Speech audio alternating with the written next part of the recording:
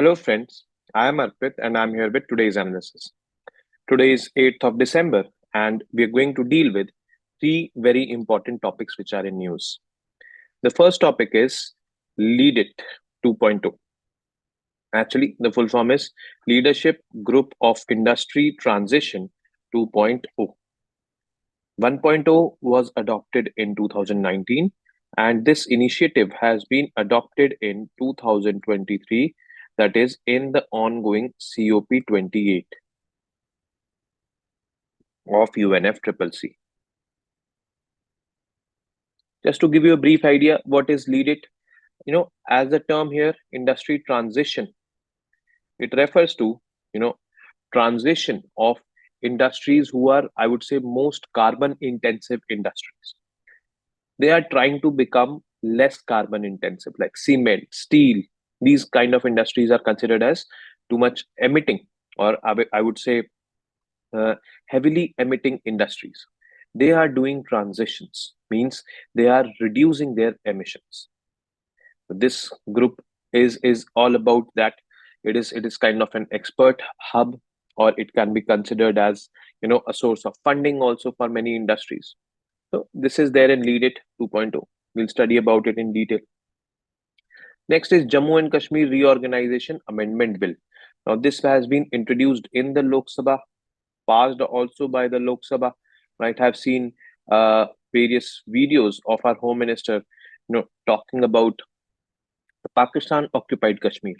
So it basically in his speech he can be seen as hinting that in the time to come we may occupy back that Pakistan occupied Kashmir. But yes, this reorganization bill talks about uh, number of seats in the Legislative Assembly of Jammu and Kashmir. The seats have been increased by the Delimitation Commission. It also talks about reservation to various categories like Kashmiri migrants, like I would say other non-residents of Kashmir. So we'll study the detail of this. This is very important from GS2 point of view. Then next is Jammu and Kashmir Reservation Amendment Bill. This Reservation Amendment Bill talks about reservation in education. It talks about reservations in government jobs. So all these things, are there in this amendment bill. So let's get started with the first topic. Leadership Group for Industry Transition 2.0. Actually, India and Sweden launched this initiative at the ongoing COP28 of the UNFCCC in Dubai. This industry transition talks about those industries which are heavily carbon intensive industries, means they are heavily emitting industries. And these industries are doing their transition, means they are becoming less carbon intensive. So this initiative is for them. It includes government leaders, government officials. It includes industry leaders also, because these industries, most of them are owned by private players. So it would be not wise to include them. Not wise to exclude them. Now, since its inception in 2019, now we saw it that this is Lead It 2.0. That was Lead It 1.0. Has grown into a collaborative effort involving 18 countries and 20 industry leading companies. These are private, these are government officials. Lead It initiative initially centered around pivotal sectors such as iron, steel, cement, and aluminium. These sectors are known to be heavily carbon intensive. Now, this initiative is focused on industry transition and knowledge sharing, especially in these sectors.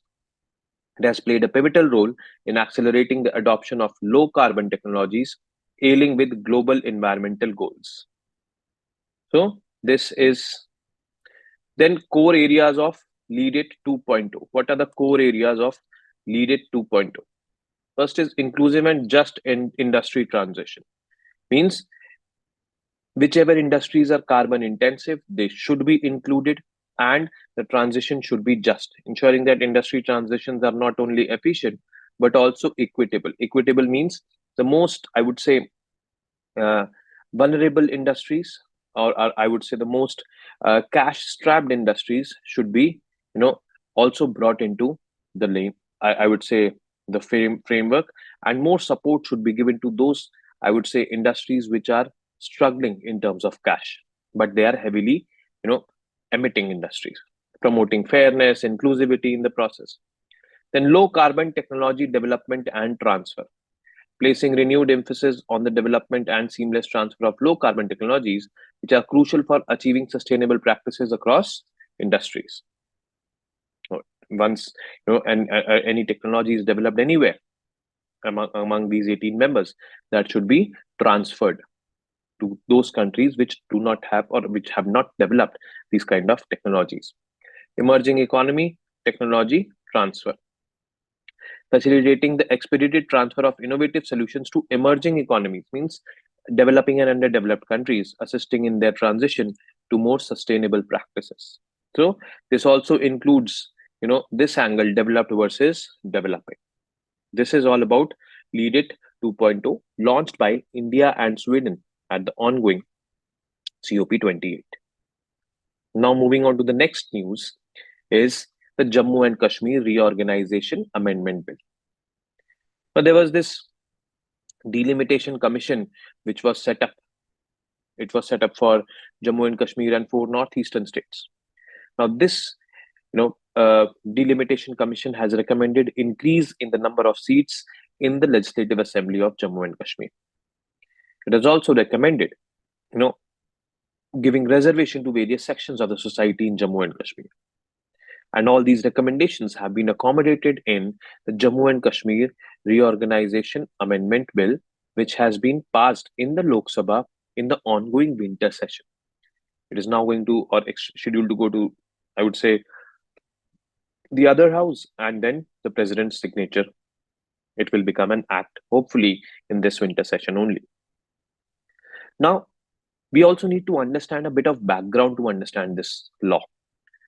In the erstwhile Jammu and Kashmir, when it was a state, the delimitation of Lok Sabha seats was governed by the Indian Constitution, but the delimitation of its assembly seats was governed separately by Jammu and Kashmir Constitution. This was basically when Article 370 was existing. Jammu and Kashmir was having a separate constitution. Then the delimitation of seats for the state assembly was done by the constitution, or was done according to the constitution of Jammu and Kashmir, and the seats for Lok Sabha had to be done according to the constitution of India. But now, since the abrogation of Article 370 in 2019, the special status has been withdrawn to Jammu and Kashmir. And now this Legislative Assembly of Jammu and Kashmir, the delimitation of that, will also be under the ambit of the Indian Constitution. So it is like this. Now, the aftermath of Article 370, what has happened in the aftermath? After the abrogation of Article 370 on August 5, 2019, Jammu and Kashmir lost special status and became a union territory.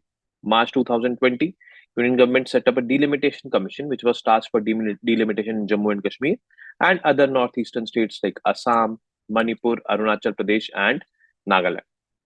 But in this topic, we will be sticking to delimitation in Jammu and Kashmir only. Now, due to COVID-19 pandemic, the commission has been given an extension of 1 year for tabling its recommendations. On completion of delimitation process, Delimitation Commission had published orders with regard to delimitation of the Assembly of Parliamentary Constituencies of Jammu and Kashmir, plus the Legislative Assembly of Jammu and Kashmir. As per these orders, the number of seats in the Legislative Assembly of Jammu and Kashmir has been increased from 107 to 114 through Jammu and Kashmir Reorganization Amendment Bill 2023. So, this bill talks about increasing the number of seats in the Legislative Assembly of Jammu and Kashmir. Now, the key features of this particular law. Number of seats in Legislative Assembly. Second Schedule of Representation of Peoples Act 1950 provides for number of seats in Legislative Assemblies. The 2019 Act amended the second schedule of the 1950 Act to specify total number of seats in Jammu and Kashmir Legislative Assembly to be 83.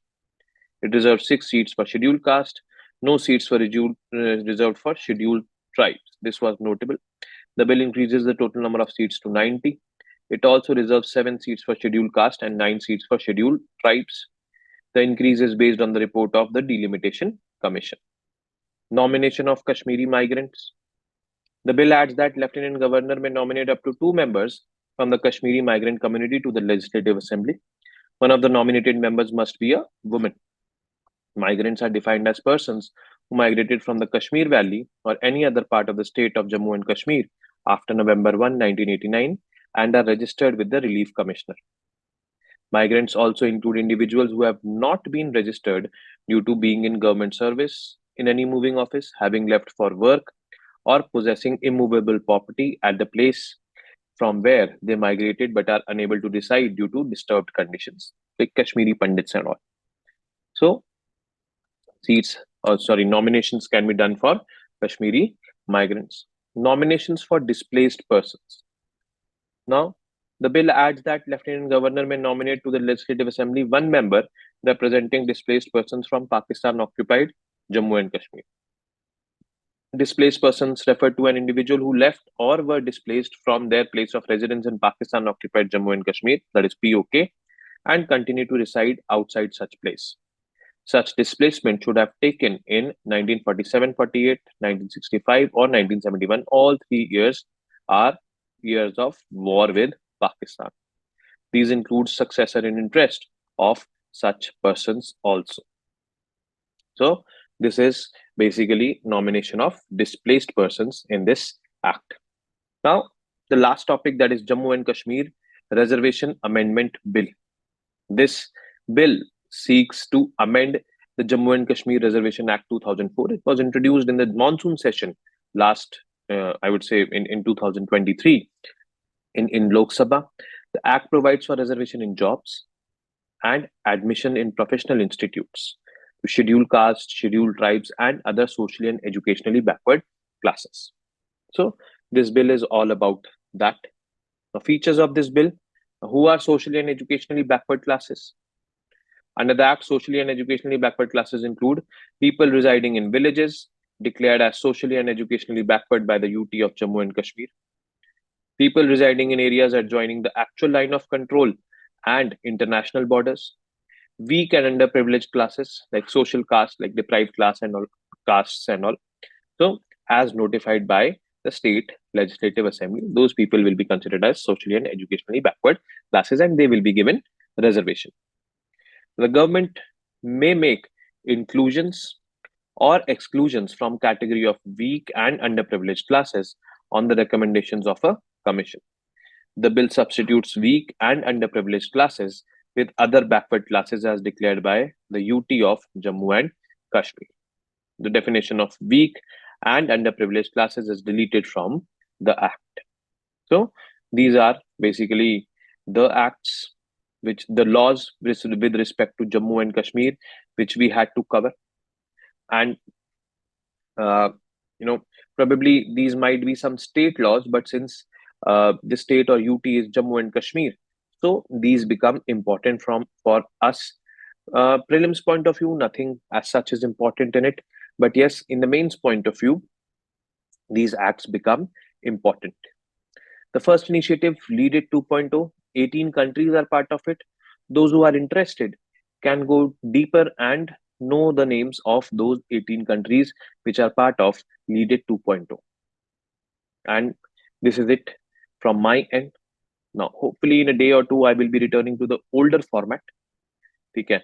And those who have been watching, thank you for cooperating in this new format videos. I tried my best to deliver in this kind of situations. But yes, thank you for watching. I will be returning with more such informative news pieces and content daily. And obviously Yojana magazines and all monthly, I will be covering them as well. Okay. In the comment section, keep mentioning what kind of topics you want me to cover. I'll do that as well. Take care. Slowly and gradually, whenever I feel fit, I'll include those topics. I've done it in the past. I'll be doing it. Take care. So, you guys take care. Very well know what to do.